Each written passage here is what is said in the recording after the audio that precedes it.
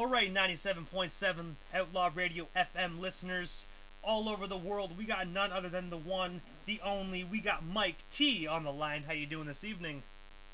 Yeah, what's going on? What's going on, world? What's happening? Doing pretty good, man. Hope everything is all good out there with you during this terrible pandemic. Oh, man, I'm doing all right, man. Me and my family, we holding up. You know what I mean? Luckily, we didn't get hit with any cases in the immediate circle, so we're doing all right now, you know, and that's a blessing. That's what's up, man. If you don't mind me asking, like, what made you decide to get into the music industry initially? Oh, man, I've been an entertainer all my life, so, you know, I'm not a young buck. I started, you know, doing music in the 80s.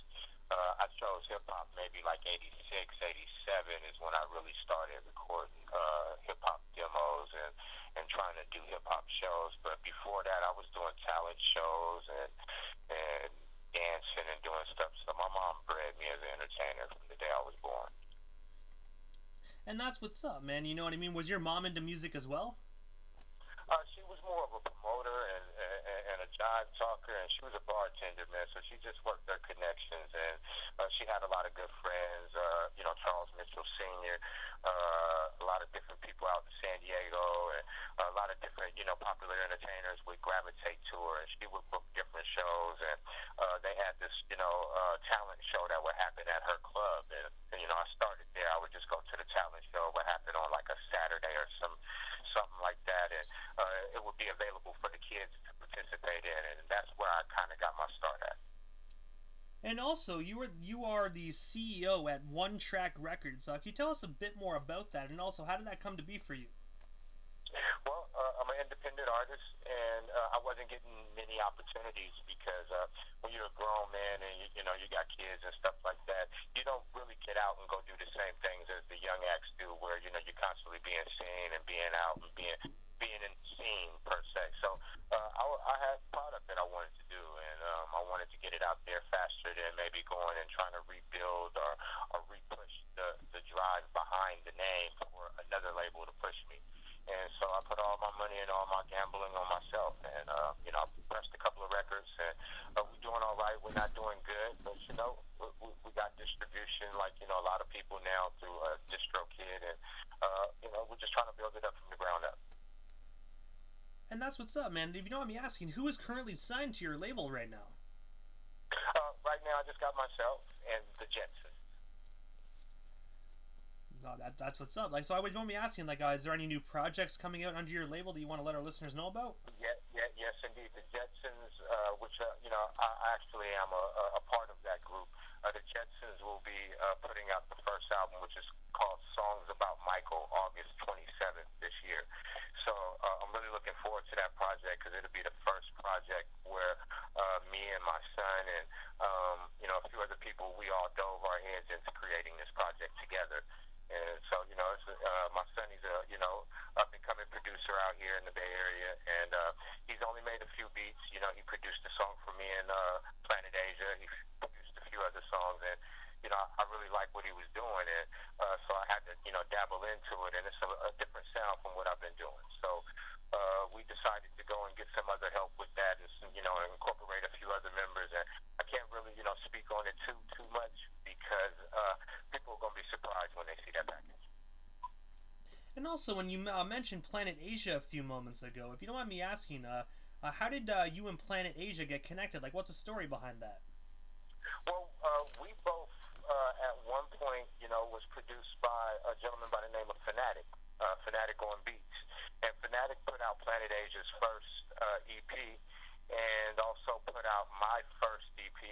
And, you know, we all, like, you know, connected through Fanatic. And honestly, I met Planet Asia because he was out in the Bay Area to do the project with Fanatic.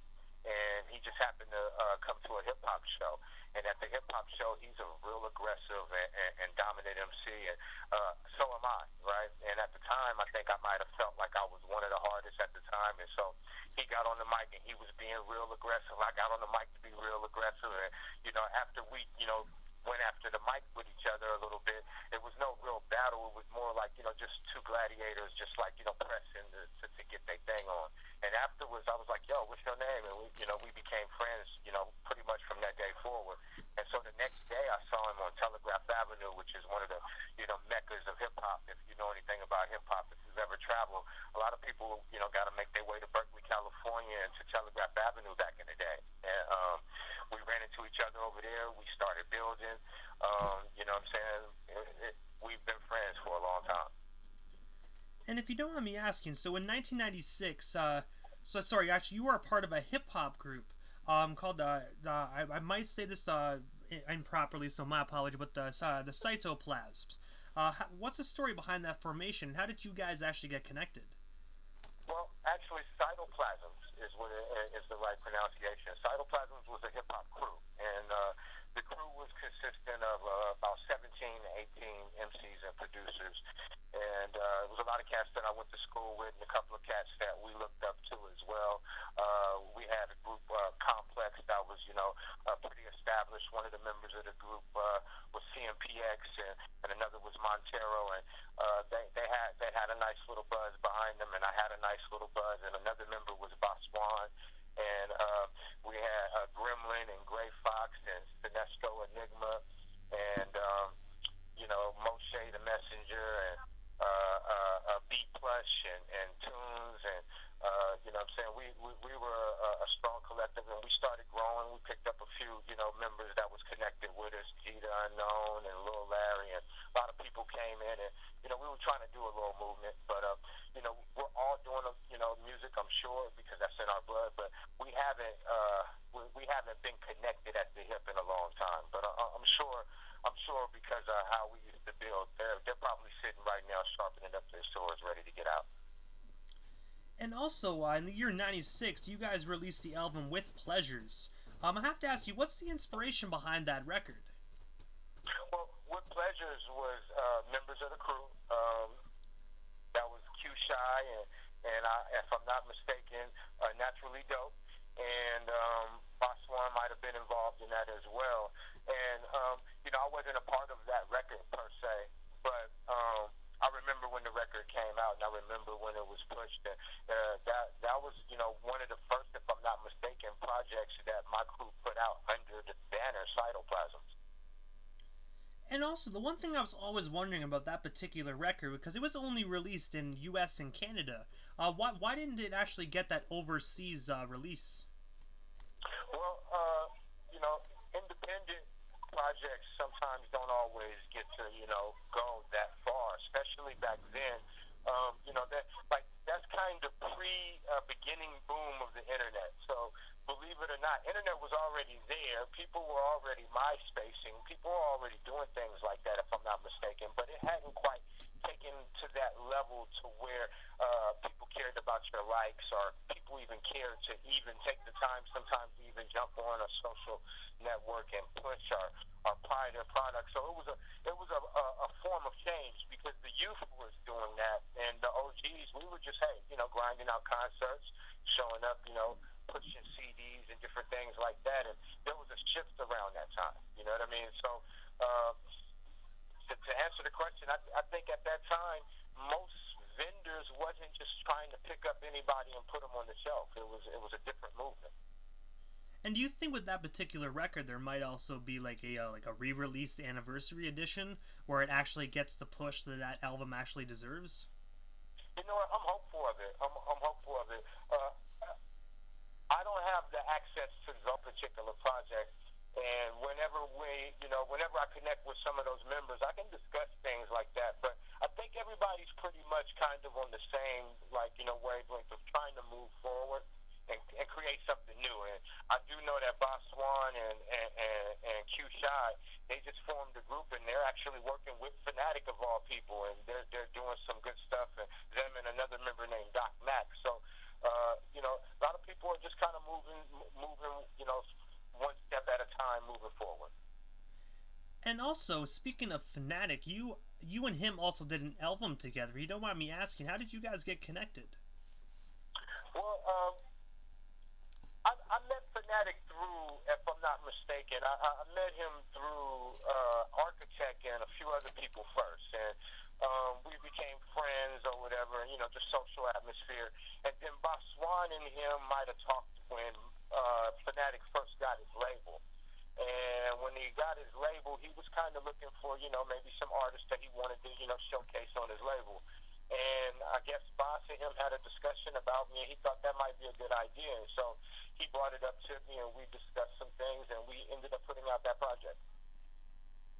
And like Fanatic is such a phenomenal hip hop artist. Same with you as well. Do you think down the line you guys might come together and do another record? Oh yeah, real soon. I'm hopeful of that real soon. Actually, we talked about it last time we saw each other, and we hadn't seen each other for a while. Like, we both kind of been missing in action, doing different things, and we definitely have some, some energy there where we would like to get together and, really do something better than what we did. I think as an artist, I left that album on the table feeling like I didn't put in enough, and I regret not putting in more as far as writing, but I was going through a lot of different things at that time. I think at that time was around the time when I was leaving out of Cytoplasmz, and it was a lot of politics going on during that time, and I basically had to scrap a whole album and start from scratch, and I wasn't really emotionally into it at the time. I think I might have had a lot going on when I tried to put together that record, and I tried to rush it together in a few sessions. And so, me and him, we got some get back to get, basically. I believe we can do much, much better and possibly even create a classic. And also, your DJ is actually going to be coming on 97.7 Outlaw Radio FM as well in a couple days, which is True Justice. If you don't mind me asking, how did you and him get connected? Like, what's the story behind that? Well, True is my man. Now, me and True met on Telegraph, like a lot of my friends in the Bay Area met. And one day, we were just hanging out, and he was like, yo, what I'm saying, I saw you rock this show. If you need a DJ, let me know. I would love to rock with you. And at the time, I didn't have a DJ. And I was, really interested in looking for a DJ at the time. I was like, you know what, let's do something. And we started doing shows, me, him, and another DJ named DJ Lex, who actually was, DJ at the High Rose, Souls of Mischief. And he, we were all doing shows left and right, man. Me, the Big Shots, Rhythm and Green, Raymond, Julian, and I would rock these shows, and True would be, hold me down on the ones and twos, man. And we started like that, real grimy. Like, we would record, little demos at his spot on his 4-track, and yeah, man, he's been my friend now for over 20 plus years, and he's doing big things. He's a very decent and recognized booking agent right now. He's booking some very cool acts, man, and he's bringing the Hieroglyphics crew around, Zion I, Equipto, and he's got a lot on his plate. So I'm just blessed that he still sits down and lay a few cuts for a cat, to be honest with you. And also, you were also featured on the True Justice mixtape. Can you tell us a bit more about that project? And of course, where can our listeners actually check it out? Oh man, I've been on a couple of his mixtapes, right? But his last, he had an album that came out on Gorilla Funk Records, and that album, probably one of the slept-on albums. It got a really cool thing on there by another member of my crew, Sinestro Enigma, and me and J-Ro and I believe Rasco, if I'm not mistaken, is on a cut on that album. And you can get it. It's called Man of Steel, and I believe it's still available on all streaming platforms. You guys should go check that out, man. It might be the first time that me and J-Ro from the Alcoholics did a song together ever, and it came out real dope. And if you don't mind me asking, because I'm a huge Alcoholics fan, I've had the opportunity of interviewing all three of those individuals from the Alcoholics. What was it like being in the studio with J-Ro? Because his energy on the microphone is just phenomenal. Well, it's crazy. I didn't get to be actually in the lab with J-Ro when he laid his verse, and he wasn't with me when I laid mine. But we've hung out a bunch of times, and been in a bunch of different situations where the mic was hot and we was back to back. And to be honest with you, man, him and Taz, man, they're continuously ultimate hip hop, man. Like it ain't they're real hip hoppers. Like it's not many cats that's real hip hoppers like these cats. Like they're picking it, they're regular, but man, let a beat come on, they will bust on your ass. You know what I mean? And that energy is raw with them, man. We didn't get to share the booth together when we recorded the song, but I can almost guarantee you, just by the way he was busting, I can just feel what he was doing in the building. Oh, most definitely. Down the road, you never know. You know, your guys' careers are still going hot. So you never know. Down the road, you might be able to get in the studio with J. Bro and most definitely put a Oh masterpiece yeah, no, together. no, no, no. We're definitely gonna do that. Like that's most definite. Just they stay in L.A. And when he's not in L.A. he's usually overseas. So I've been busy, man, being a father, man, trying to do some other things. I think I'm just now finding a little bit more space to go out and and get out and go travel and do some things. So I'm looking forward to this summer, actually. Even though it's been the COVID and different things like that, I'm just going to strap up a nice, good gas mask and, some gloves, and I'm going to hop in my car, and I'm about to go hit a few cities and pop up on a few people and make some things happen this year. Oh, most definitely. Honestly, that sounds like a great idea because you can't let the COVID-19 affect you, but at the same time, you got to put in work. Absolutely, absolutely. So yeah, uh, I've been doing a lot of different things, and I would love it if maybe we can get into some of that. Do you guys have anything in mind, that we can play for the people right now, so we can, maybe give them some juice real quick? Oh man, I'm gonna say this for a fact. I actually have a few of your tracks waiting to be in rotation right after the interview. So right after this interview, Okay. there's some fire coming. Okay, that's what's up. That's what's up. So I want to send some shouts out to the Bay Area, to Berkeley, California, where I was born, and also to San Diego, Southeast San Diego, where I was raised at as well. Mickey Slick and all my peoples out there. You know what I'm saying? Orko the Psychotic Alien, King D, Steve Vicious. You know what I'm saying? Cricket. You know what I'm saying? All of them cats, man, out there, man. One Nation, massive, man. I want to say what's up to Cut Father. I want to send shouts out to the Project Globe. You know what I'm saying? Every member, you know what I'm saying? That's my second family out there in Los Angeles. I want to say what's up to all of my brothers out there in LA.